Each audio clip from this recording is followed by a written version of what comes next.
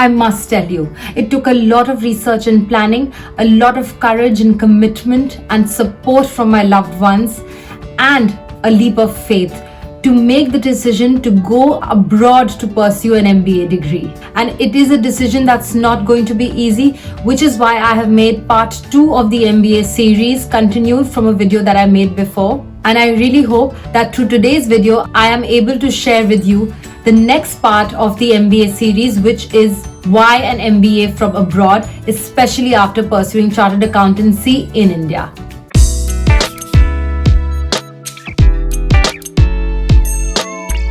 Hi everyone, my name is Mehar Sindhu Batra and I'm back with another video. For those of you here for the first time, I'm a Chartered Accountant from India and an MBA from Imperial College London, and I make videos and share content on productivity and positivity in order for you to accelerate your career and make a greater meaningful impact both professionally as well as personally. Please excuse the lighting in this video. I am shooting at night today because I have a full-time job and I am trying to stay consistent with my videos. And that's why when I came back home today, I decided to shoot and record this video because I am traveling to New Delhi next week. Actually, by the time you watch this video, I would be in New Delhi. So please comment below or follow me on the Instagram page MSB Vision to get in touch with me while I'm in New Delhi. I really hope I get the chance to meet some of you. So don't forget to follow me on MSB Vision Instagram page or leave a comment below in case you want to meet up.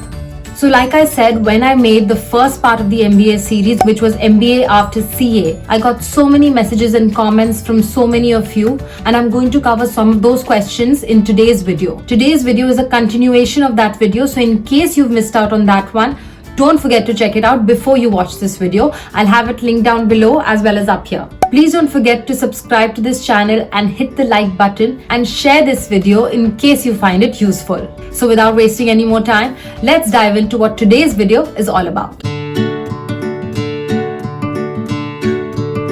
As always, I'm going to divide today's video into 3 parts as well. The first part is my MBA application journey and how I actually ended up choosing Imperial College. The next part is 5 reasons why I decided to pursue an MBA abroad, that is outside of India. And the last part is 3 tips from me to you in case you are planning to pursue an MBA degree. These 3 tips are going to be very useful, so do stay tuned till the end of the video so that you don't miss out on the 3 tips. So the first part is my MBA application journey. I have covered the first part of my professional journey in the first video, so I'm going to continue from where I left off on that one. So you must watch that video to know where I'm starting from. So like I said in the previous video, once I cleared my CA final exams in the year 2015, I decided to apply for an MBA degree. July 2015 was an amazing month for me. I had finally passed the CA final exams after a few attempts, and I can't tell you, me and my family, we were ecstatic. We were so happy, thrilled. So since I did not clear my CA final exams in the first attempt, my articleship period was for 3 years, but I did continue as a semi-senior audit executive in KPMG for another period of 2 years, which means I worked at KPMG for a total period of 5 years. To answer some of your questions, yes, I did have post-articleship work experience, and saying I worked at KPMG for 5 years had a greater impact when I started with my application process. Anyway, so since I had already completed 5 years at KPMG, I decided to leave the big corporate job and I took up the role as a business developer at a manufacturing firm. I initially started in the finance department of that manufacturing firm, and then I moved on into the business development side of it, and that's what sort of excited me more. I started helping them with their marketing strategies and product strategies related to those specific clients. And during the same time, I started studying for the GMAT exam and making a list of the schools that I was interested in. And that is very important. You need to write down somewhere what are the targets that you have. I made a tracker of all the schools I was interested in going to that excited me. What were the average GMAT scores? What was the cost of the program? How long was the program? All those things I filled in on this one Excel sheet tracker. You know I love making my trackers. There's a thing you didn't know about me is I'm a super organized person. Anyway, after working at the manufacturing firm for a few months and clearing my GMAT exam as well as making all my MBA applications, I went back into the consulting world and joined Ernst & Young in the risk advisory department. At that time, I wasn't sure that I would end up going for the MBA because I was still waiting to hear back from a few schools. So when I joined EY, I wasn't sure whether it's going to be a temporary job or not, but I worked at EY for a period of 5 months, and then once I heard back from Imperial College London, I put in my papers and got ready to go and pursue my MBA dream from my dream city, London. So quickly answering a few questions that you all asked me. Is the articleship period considered as work experience? Yes, at some schools it is. One thing to note is that you must have a bachelor's degree because sometimes Chartered Accountancy is just regarded as a professional course, and in some schools it is necessary to be a graduate from a university or a school, which is why if you're pursuing Chartered Accountancy, you must have a bachelor's degree, and some schools calculate your work experience from the day of your graduation, even if you started articleship before graduating from college. But if you have a strong case of a solid work experience, even in articleship, it will be regarded as work experience, but after the point you have graduated officially from university or college. The next question that many of you asked was about my GMAT. I only started studying for the GMAT after I had cleared the CA final exams. So I would suggest don't waste too much time looking into the GMAT right now. Focus on just clearing your Chartered Accountancy course. And once you have given your CA final exams, only then look into taking all the tests required to apply for an MBA or a master's degree. I've said this in my previous video and I'm saying it again. Please do not pursue an MBA without work experience, especially if you're planning to go abroad. The people you meet are very dynamic and you will not be able to connect with them or prove your abilities if you have no work experience at all. Another question some of you had asked was whether correspondence course would create a problem during your application process. And I think as long as you have another degree at the same time with your graduation degree, the correspondence would not matter so much. You will still have a university degree, right? So make sure if your degree is from the School of Open Learning, you do have another degree to back it up. So to conclude, by the time I applied for my MBA, I had 5 years of work ex at KPMG, out of which 1 year was before graduation. So it was 4 years at KPMG and about a few months at the manufacturing firm and a few months at Ernst & Young. But when I made the application, I was not working at EY. I just had my articleship experience and my manufacturing firm experience. And actually, it was the business development experience that added a little color to my application profile. But I'm going to cover the MBA application aspects in another video.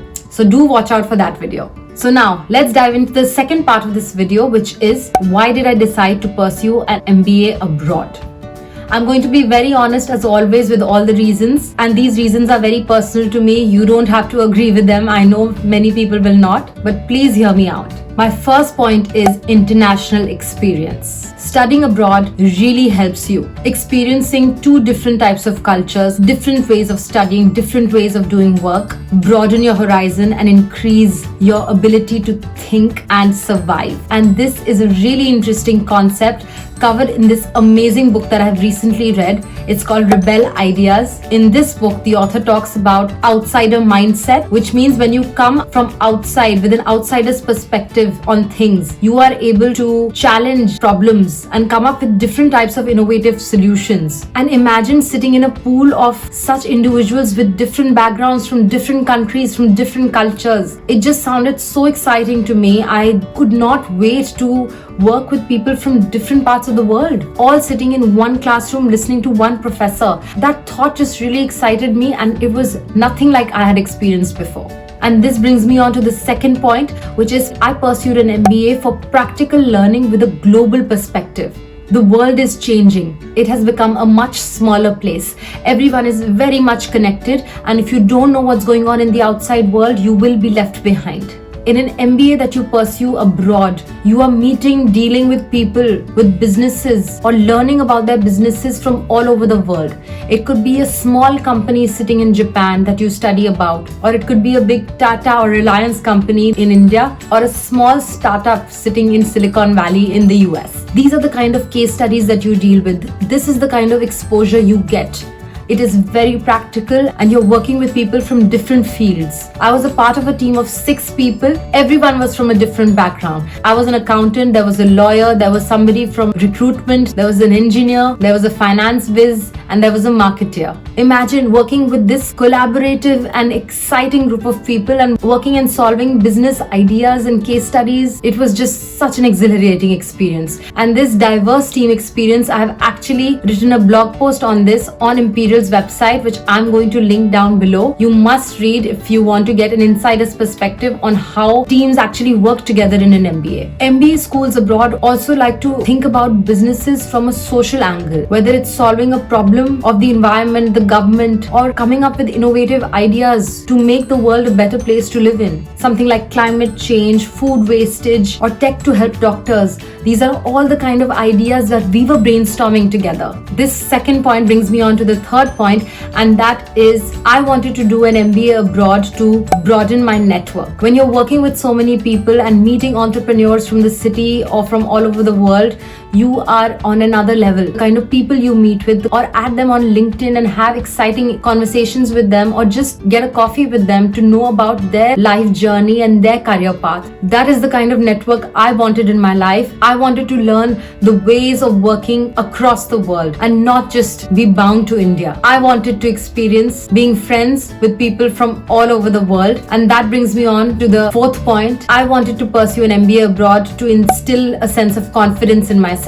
When you're sitting at home and studying in the corner of your house, you're not really exposing yourself, you're not leveling up. I wanted to move on to the next level. I wanted to push myself out of my comfort zone, challenge myself. I wanted to make PowerPoint presentations and present them to the class. I had never done all of those things. I wanted to think strategically, think critically, analyze data, and I needed that confidence in me to go and represent my country at a good school as a chartered accountant. I really wanted to instill confidence in me because I hadn't cleared the CA final exams in the first attempt. I went through a really low period of my life, and I think I needed the MBA to sort of push myself back up and feel more confident and sure of who I was. It is days like these when you really need to pick yourself back up and be mentally strong. And if you are feeling a little bit low or dealing with some type of failure, I must request you to watch my video on how to be mentally strong, where I share 5 easy ways in which you can be a more positive and mentally stronger person. So don't forget to check it out. I'm going to link it down below and up here. And that brings me on to the last point. I wanted to pursue an MBA abroad because I wanted a fresh start and I really wanted to live and study in London. I came to London for the first time in 2007 with my family, and when I came to this city, I just got a feeling from within that this is the city where I'm going to live, if not forever, at least for a couple of years. And 9 years later, I was back. I wasn't applying to MBA schools just in London. I applied to MBA schools in France, in the US, in Singapore. It just turned out to be the college that I wanted to go to, even though a lot of people said that my application wasn't strong enough to make it to Imperial.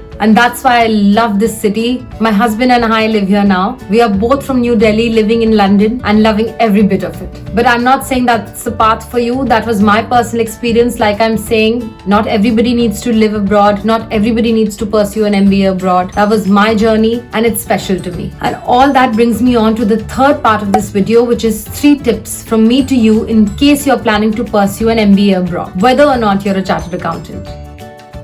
I've sort of already covered the first point, which is be organized about your application process. Make an MBA tracker, make a list of all the schools out of which you should have 1 or 2 dream schools, which could be your overarching dream. Then make a list of a few realistic schools. That means practically you should be able to get into those schools, and have 1 or 2 schools as a backup. In case you don't get any other schools, you always have those backup schools, which could be a cushion in case you really want to go abroad for an MBA. So that's my first point. Be organized about your MBA application process and do your proper research. My second point is super important, and that is you need to start preparing a proper CV. So many of you have been sending me your CVs, and I have noticed a common trait amongst most of them, which is they lack a proper structure. Your CV speaks your story more than anything else. You must make sure that it is properly formatted, it is easy to read. Somebody would want to pick up and actually read your CV. That's the type of CV you need. In case you want me to check out your CV, I have put my email address in the description box below. Do send it to me and we can have a chat.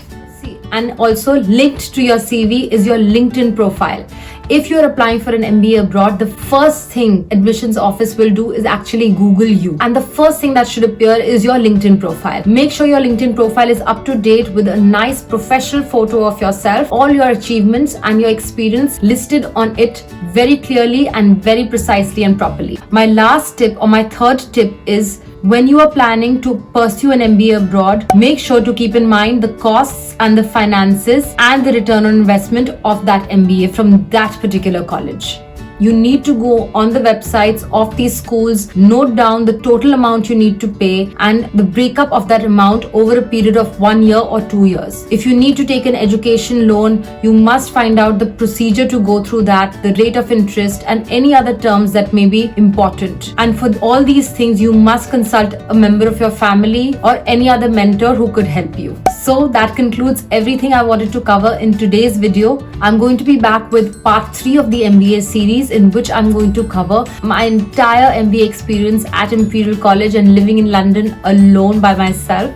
So don't forget to subscribe to this channel and keep an eye out for that video. We are growing really fast and the community is getting very, very big and I'm feeling so connected to so many of you. Please leave a comment down below if you have any more questions. I make it a point to reply to all your comments. But in case I miss out on the comments, please get in touch with me via LinkedIn, Facebook, Instagram, anywhere. We will always be connected and I hope to see you in New Delhi very soon. I'll be back soon with part 3. But until then, stay organized about your future goals, keep visualizing them and working hard towards them. I hope to see you soon. Bye.